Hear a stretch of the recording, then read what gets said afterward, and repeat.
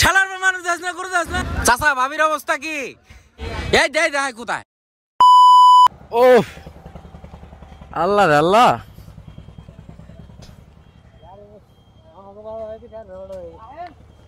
গাড়ির অবস্থা কি মেয়ে?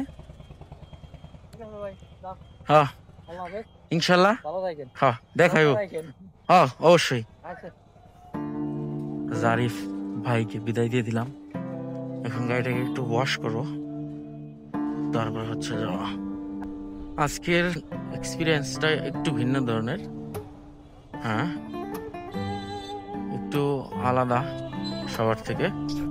আজকে ভাবছি সকালবেলা উঠে যে মেবি মনে হয় যে বৃষ্টি নামবে। চেনা চেনা লাগতেছে বন্ধু। এই যে এই চাচার আমার চেনা চেনা লাগতেছে। এই চাচা? জি স্যার। চাচার সাথে কেমনি পরিচয় তোমার? ওই যে আজকে ইনশাল্লাহ কাজটা সম্পূর্ণ হলো। ভিডিও করতে পারিনি,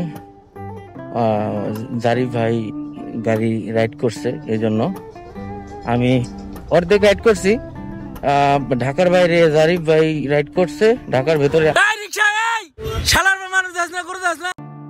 হ্যাঁ ভাই আলহামদুলিল্লাহ খুব সুন্দর রাইড করে। ভিডিও করতে পারি নাই, ও ভাই রাইড করছে তো দুজনে ভাগাভাগি করে রাইড করছে, এই জন্য ভিডিও করতে পারি নাই। আর অনেক কাজ ছিল, এই জন্য কাজ বলতে একটু প্যারা মনে হয়েছে, এই জন্য করি নাই। এমনিতে সব ঠিক আছে আলহামদুলিল্লাহ।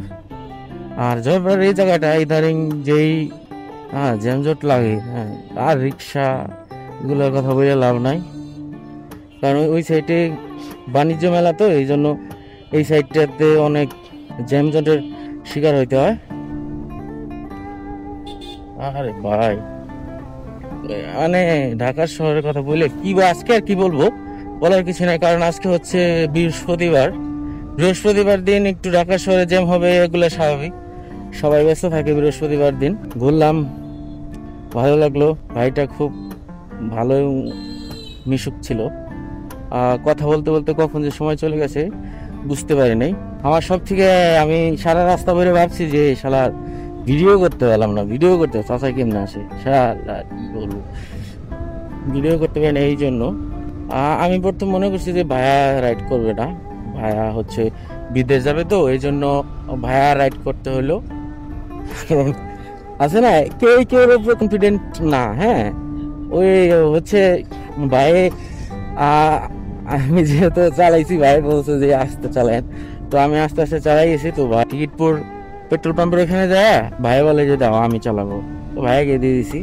আমি বলছি যে ভাইয়া আপনি চালান, তারপরে আর ভাইয়ার পিছনে বসে তার ভিডিও নেওয়া যায় না, এই জন্য ও সরি আমার তো বাইকটা একটু সার্ভিস করতে হবে, এইভাবে বাসায় নেওয়া যাবে না, বাইকটা ওয়াশ করে নিয়ে যাবে। আর ঢাকা শহরের কথা বললে কি বলবো, জয়পুরের কথা বললেই তো জয়পুরে যে জ্যাম, সবকিছু নিয়ে গেছে ভাই, একদম মাউন্ট মাইক টাইক সব, এই হেলমেট ক্যারি করতে করতে আমি শেষ, এসে গেছি। ও ভাই ও কয়টা সিরিয়াল?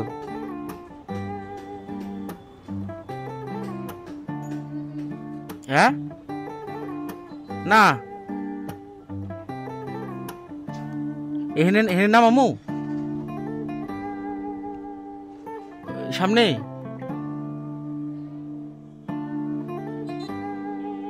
যে অটো রিক্সা যায় রে মাইরে থেকে হালাই দেবো গা, এখান থেকে প্রচুর অটো রিক্সা যায়, যা বলার বাইরে।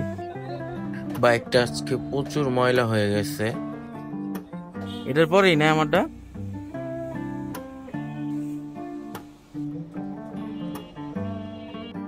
ময়লা দেখ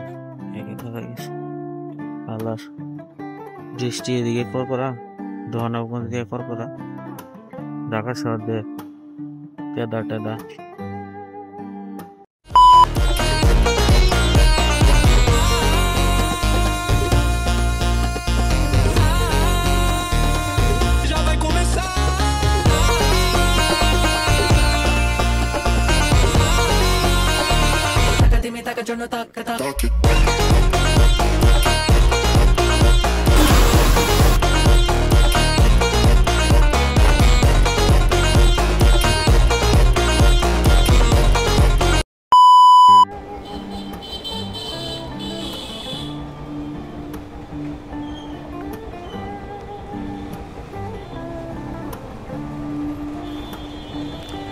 এটা তোমার তুমি রাখো।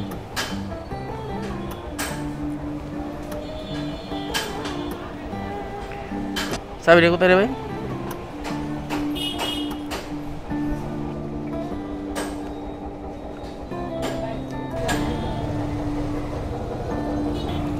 তো ছেলেটা খুব ভালো ধয় আমার, ওর গাড়ি ওয়াশ করাটা খুবই পছন্দ হয়।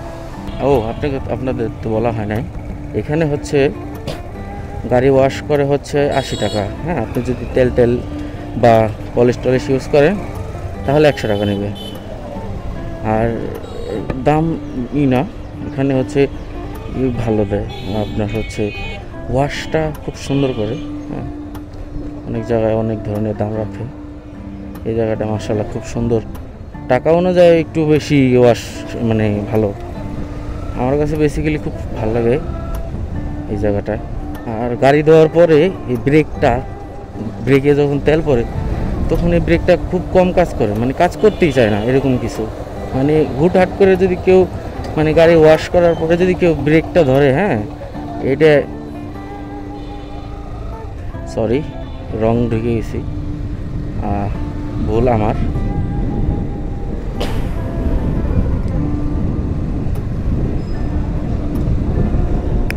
তো মেন রোড থেকে এই দেখেন ব্রেক ধরেই না ভাই, ব্রেকই ধরে না।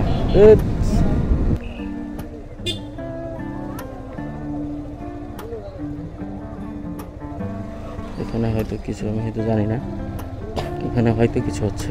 আর ভিতরে আসার কারণ হচ্ছে ওই দিক দিয়ে প্রচুর পানি জমে, আমার আগের ভিডিওতে দেখছেন হয়তো, এই জন্য ভিতর দিয়ে আসা। গাড়িটা ধুইছি, এখন তো আর ওই একটু ধরেই না ভাই। এদিক দিয়ে আসছি, ওইখান দিয়ে ময়লা, বুঝেনি তো গাড়ি ধুইছি, এখন আবার গাড়িতে ময়লা বললে ভালো লাগবে না, এই জন্য ভিতর দিয়ে আসলাম। এখান দিয়ে বের হয়ে যাবো। ঠান্ডা, বুকে বাতাস লেগে ঠান্ডা ঠান্ডা, বিরাট বেগায় একটা অবস্থা। ব্রেক ধরেই না, ব্রেক চাপি ব্রেক ধরে না। বাচ্চাটা বললাম ডিক্সে তেলটা মাইরো না। সবাই এই পর্যন্তই ভিডিওটা। সবাই ভালো থাকবেন, সুস্থ থাকবেন, আমার জন্য দোয়া করবেন। তো টাটা।